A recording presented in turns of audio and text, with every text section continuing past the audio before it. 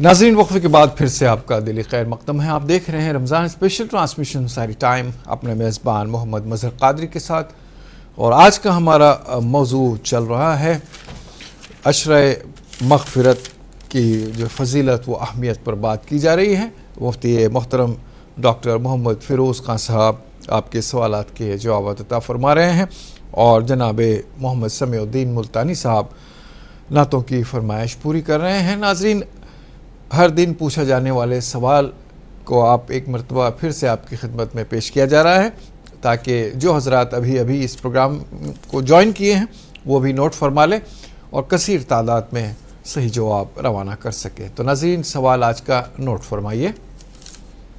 Programme सहरी time में आज का सवाल है, कुरान मजीद की सबसे बड़ी सूरत कौन सी है? अपने जवाब भेजने के लिए टाइप कीजिए ST स्पेस आपका जवाब, आपका नाम और पता लिखकर भेज दीजिए 7999119999 पर। सही जवाब भेजने वालों के कुरानदाजी में मुंतखब होने वाले खुशनसीब को हीरा भाई ज्वेलर्स हैदराबाद की जानिब से एक गोल्ड कॉइन इनाम में दिया जाएगा। नाज़रीन, उम्मीद है कि सवाल आपने नोट कर लिया होगा, और आपसे दरख्वास्त है कि आप फ़ौरन से इसका जवाब रवाना फरमा दें ताकि आप भी इनाम के मुस्तहिक़ करार पाएँ। नाज़रीन, आगे बढ़ते हैं। कॉलर लाइन पर मौजूद हैं, इन्हें शामिल करते हैं, देखते हैं कौन लाइन पर है। अस्सलाम वालेकुम जी। अस्सलाम वालेकुम।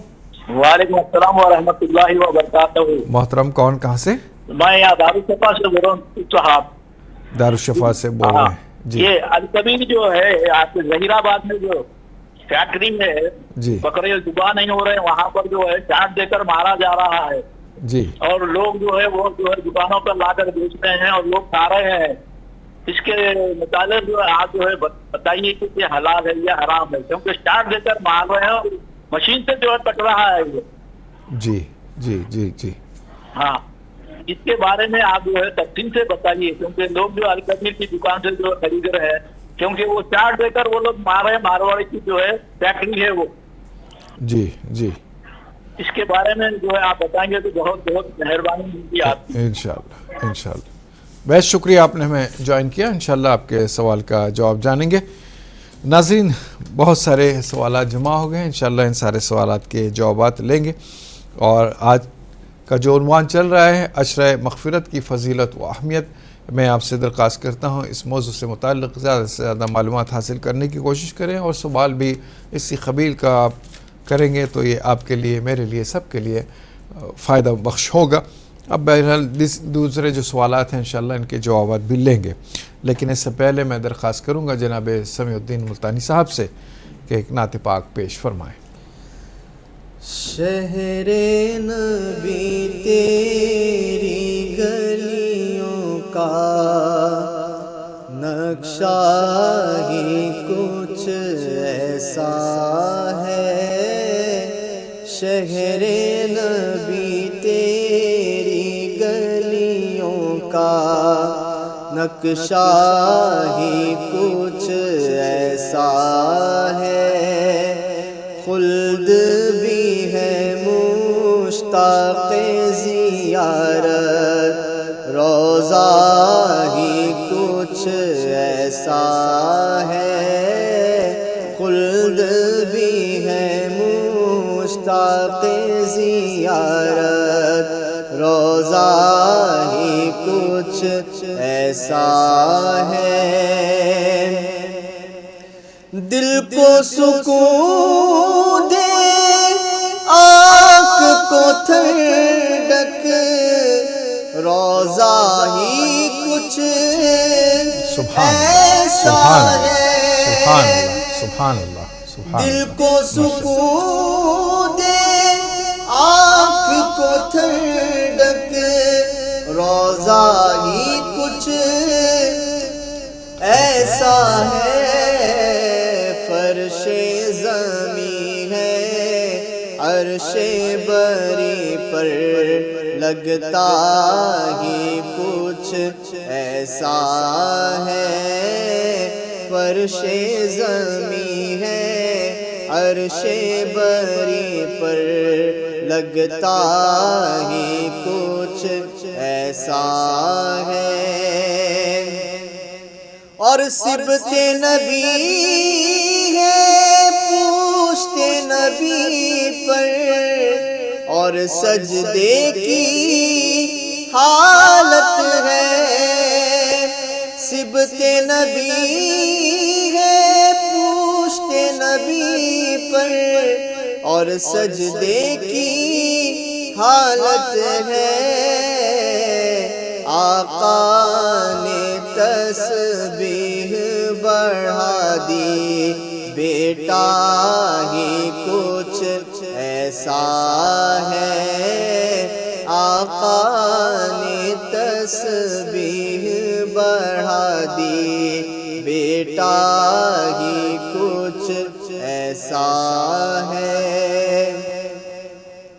غم ہے یہاں جمشید و سکندر، اس میں کیا حیرانی ہے، غم ہے یہاں جمشید و سکندر، اس میں کیا حیرانی ہے، ان کے غلاموں کا اختر رتبہ ہی کچھ ایسا ہے، ان کے غلاموں کا اختر رتبہ ہی کچھ ایسا ہے، شہر نبی تیری گلیوں کا نقشہ ہی کچھ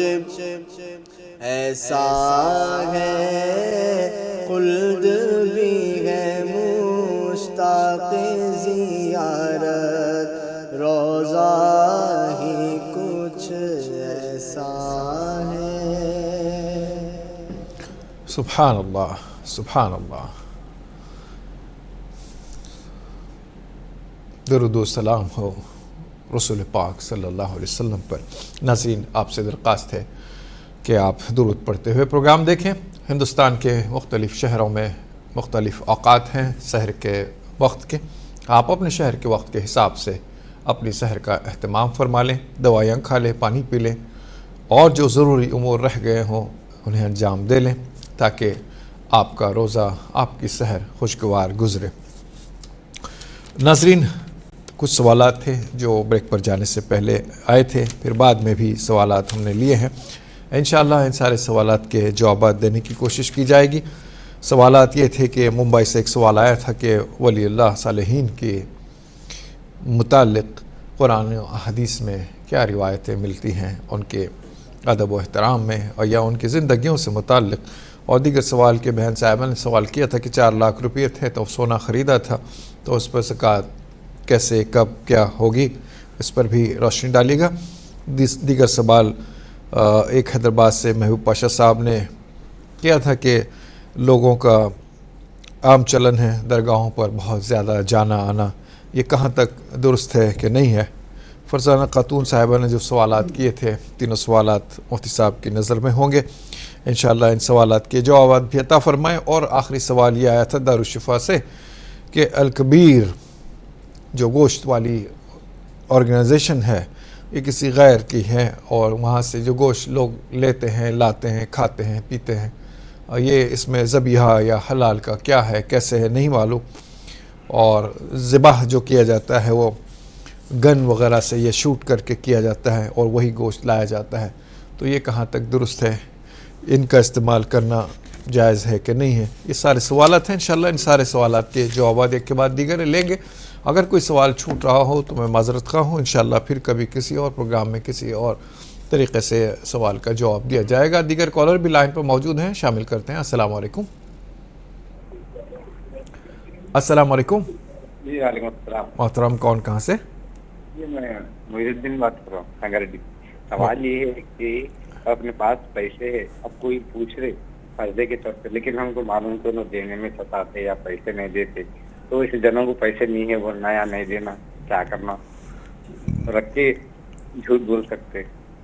यानी किसी को टालना चाह रहे हैं तो कुछ कहना चाहते हैं कि नहीं है पैसा, ये कुछ इस तरह की बात कह देना। ये यहाँ रख के हाँ, देने सताते देना है, हैं। लेकिन किसी को देना है। अब ज़्यादा सीधे सीधे बोलेंगे भाई आपको नहीं देते तो वो बुरा मान जाएगा, तो आदमी पीछा छुड़ाने के लिए पैसा नहीं है बाद में देंगे, इस तरह की बात कहेगा।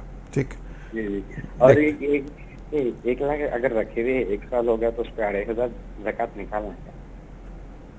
क्या कह रहे हैं आप? 1 लाख रखे हुए है तो हाँ। उसके ऊपर ज़कात निकालना क्या? ठीक है, बताते हैं क्या तरीक़ेकार होगा ज़कात का। बेहद शुक्रिया आपने हमें ज्वाइन किया। इंशाल्लाह आपके सवाल के जवाब जानेगा।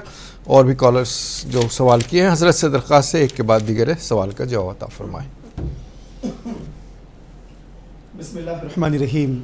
औलिया अल्लाह के बारे में ये पूछा गया कि कुरान करीम में अल्लाह तबारक व तआला ने इनके बारे में क्या फ़रमाया है। अल्लाह ताला कुरान करीम में इरशाद फरमा रहा है, अला इन्ना औलिया अल्लाहि ला खौफुन अलैहिम वला हुम यहज़नून। आगाह हो जाओ, ख़बरदार हो जाओ, बेशक अल्लाह ताला के जो दोस्त और औलिया अल्लाह होते हैं, ना उनको किसी चीज़ का खौफ और डर होता है, ना वो गमज़दा होते हैं। डर इस वजह से नहीं होता क्योंकि वो सिर्फ़ और सिर्फ अल्लाह ताला से डरते हैं और अल्लाह ताला मखलूक़ के डर से उनको बेनियाज़ फरमा देता है और उनको किसी चीज़ का गम नहीं होता। उनका हर अमल, उनका जीना, उनका मरना, उनका उठना, उनका बैठना, उनका बात करना, सारी चीज़ें ये अल्लाह ताला की रज़ा और खुशनुदी के लिए होती हैं। हर चीज़ में वो अल्लाह तबारक व तआला का फ़ेल देखते हैं, अल्लाह ताला का असर देखते हैं, अल्लाह को मुअस्सिर हकीकी मानते जानते हैं। इस वजह से किसी भी शय पर, किसी भी चीज़ पर उनको गम नहीं होता है। अल्लज़ीना आमनू व कानू यत्तक़ून। अल्लाह ताला ने औलिया अल्लाह का तारुफ़ कराया। वली किसे कहते हैं?